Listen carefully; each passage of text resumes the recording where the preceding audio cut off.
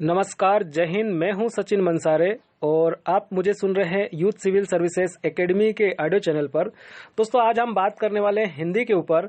यानी कि भारत में लगभग 180 मिलियन से अधिक लोग हिंदी को अपनी मातृभाषा मानते हैं और 300 मिलियन लोग दोस्तों इसे दूसरी भाषा के रूप में क्या करते हैं, उपयोग करते हैं।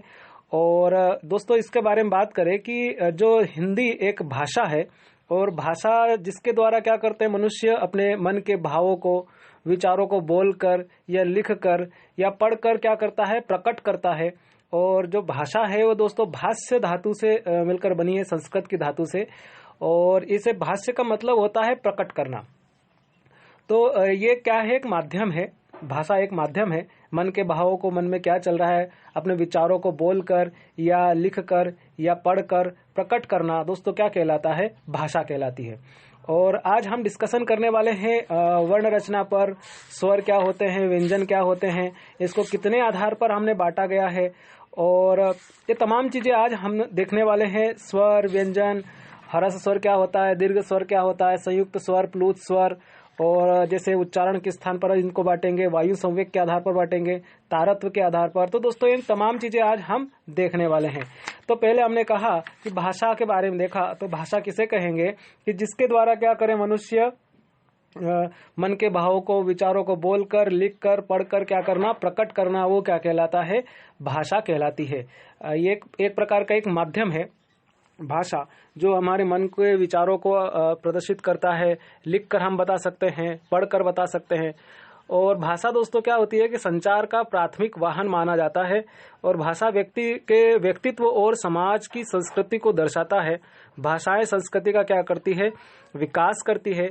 एक छोटे क्षेत्र विशेष में बोले जाने वाली भाषा को दोस्तों हम क्या कहते हैं, बोली कहते हैं। और बात करें हम कि अगर किसी बोली में साहित्य रचना होने लगती है और क्षेत्र का विकास हो जाता है, तो वह बोली न रहकर दोस्तों क्या बन जाती है, उपभाषा बन जाती है। मतलब क्या कहा मैंने, एक छोटे से क्षेत्र विशेष में बोले जाने वाली भाषा को हम क्या कहते हैं, बोली।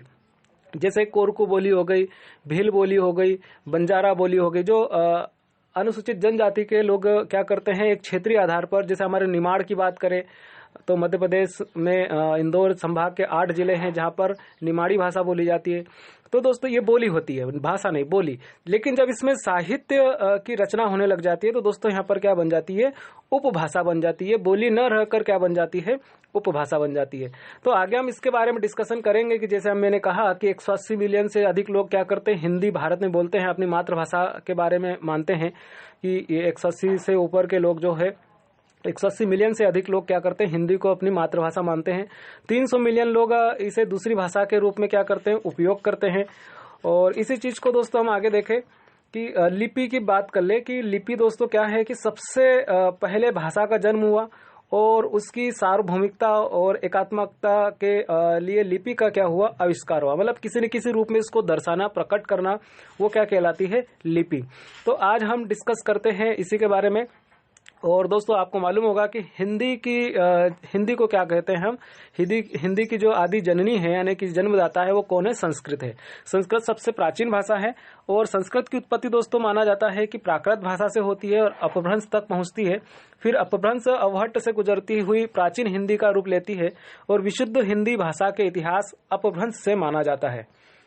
और आगे हम बात करते हैं इसी के बारे में, वर्ण रचना किसे कहते हैं। मेन टॉपिक पर आते हैं, वर्ण रचना किसे कहते हैं। तो दोस्तों वर्ण रचना मुख से, यानी कि हमारे माउथ से निकलने वाली प्रत्येक सार्थक ध्वनि को वर्ण कहते हैं। एक बार फिर से देख लें, मुख से निकलने वाली प्रत्येक सार्थक ध्वनि को वर्ण कहते हैं।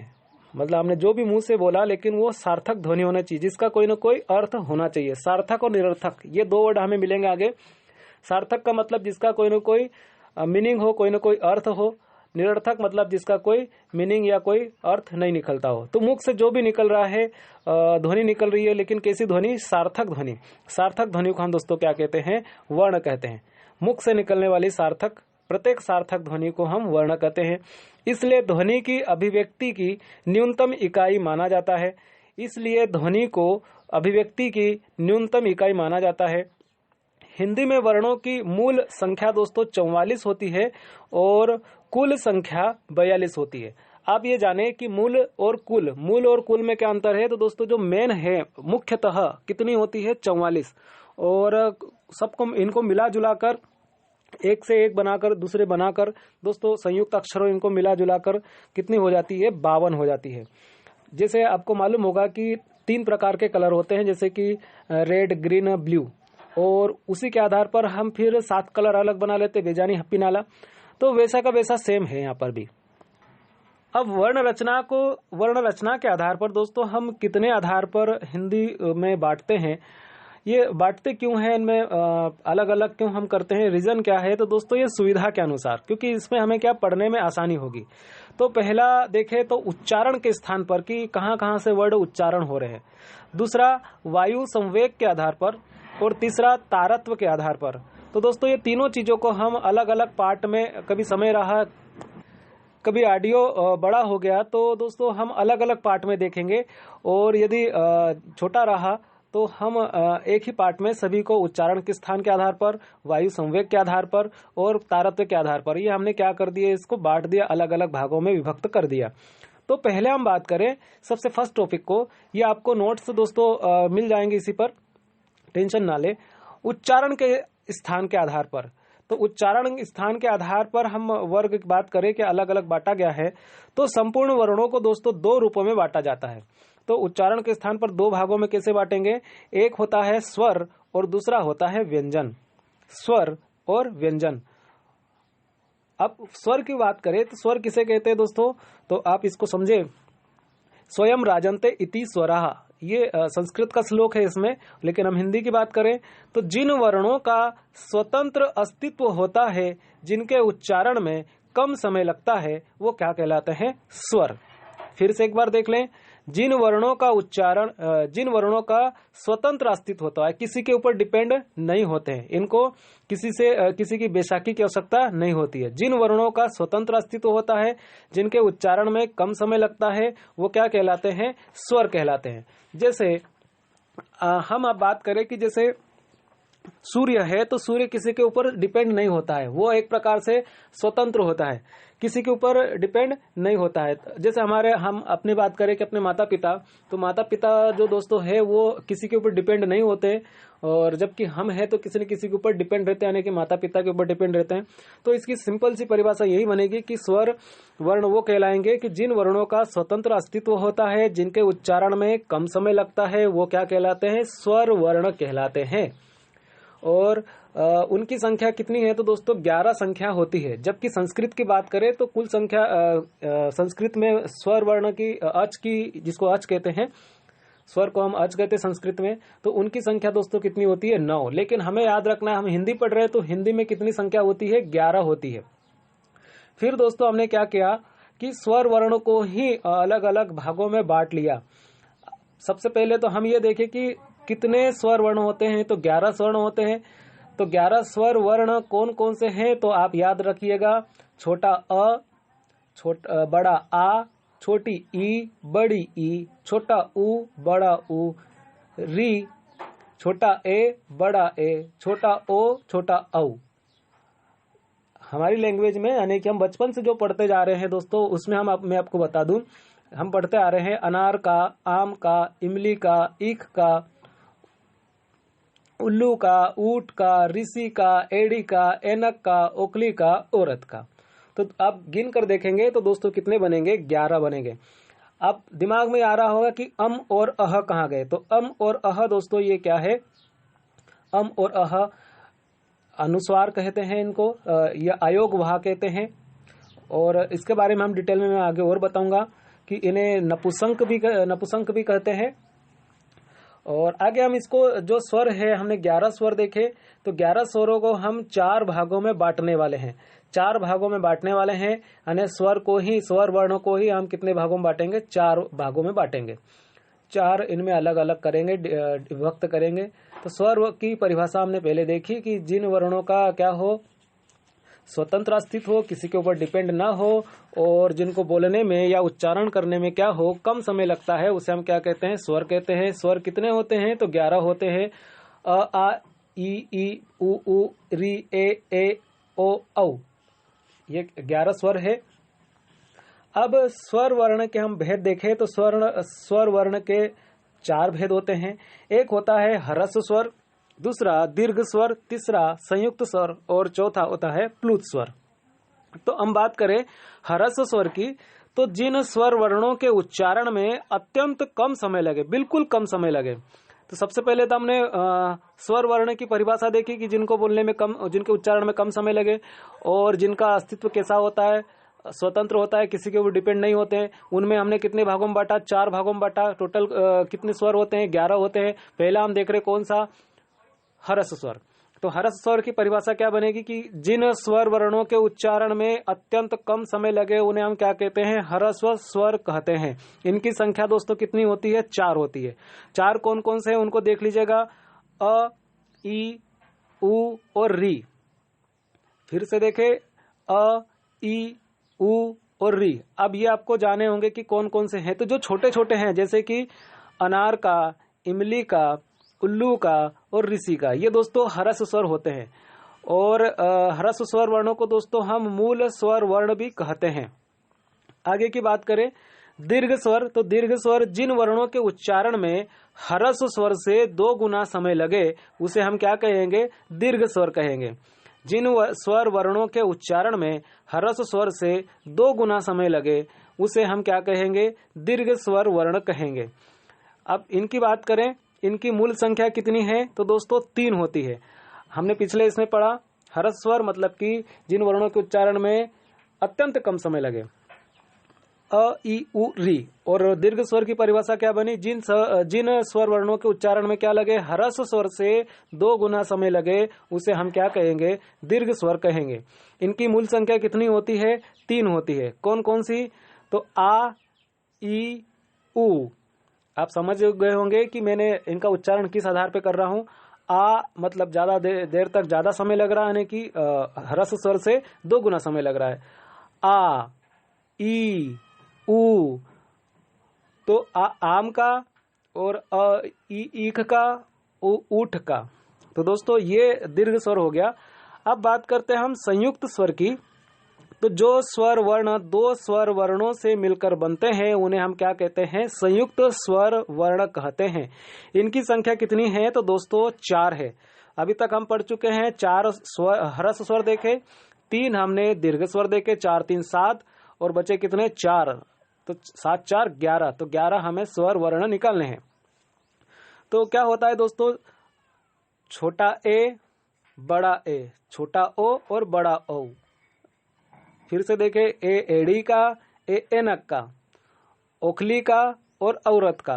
तो ये दोस्तों क्या है, संयुक्त स्वर वर्ण कहलाते हैं। संयुक्त स्वर मतलब किसी ने अन्य इनको क्या बनाते हैं कि जो स्वर वर्ण 2 स्वर वर्णों से मिलकर बनते हैं उन्हें हम क्या कहते हैं, संयुक्त स्वर कहते हैं। इनकी संख्या कितनी है, 4 है। जैसे हम बात करें अ और ई मिलकर क्या बनता है दोस्तों, ए बनता है।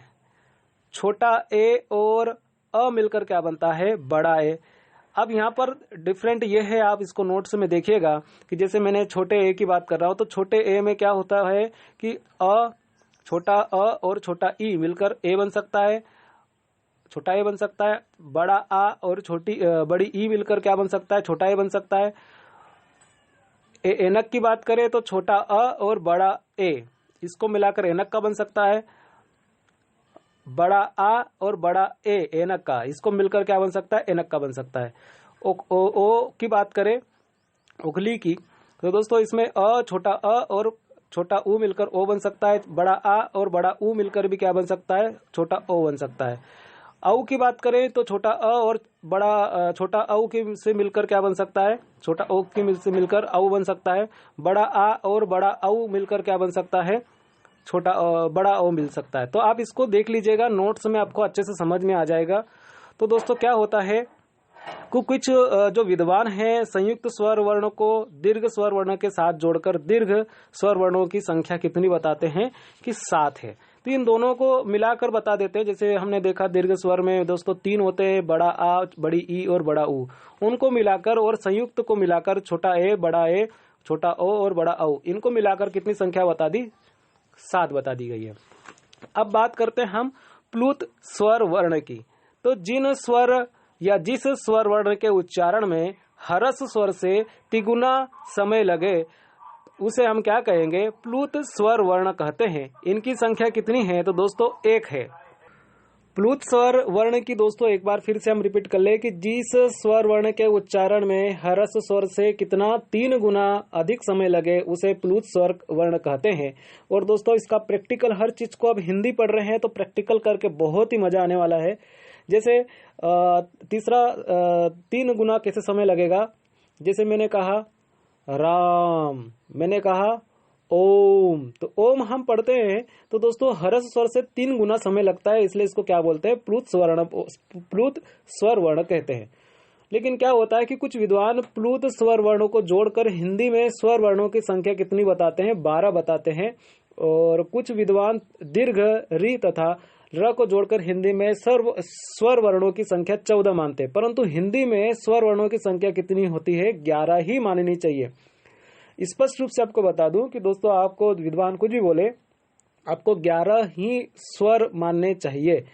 अब बात आती है कि आपको पहले देखा था आपने कि जब वर्णमाला लिखते हैं तो सबसे पहले तो आप वर्णमाला लिखें, और इसके बाद नहीं आ रही है तो फिर उसको बार बार क्या करें, रिपीट करें। आपको वर्णमाला हिंदी पढ़ने से पहले वर्णमाला आनी जरूरी है।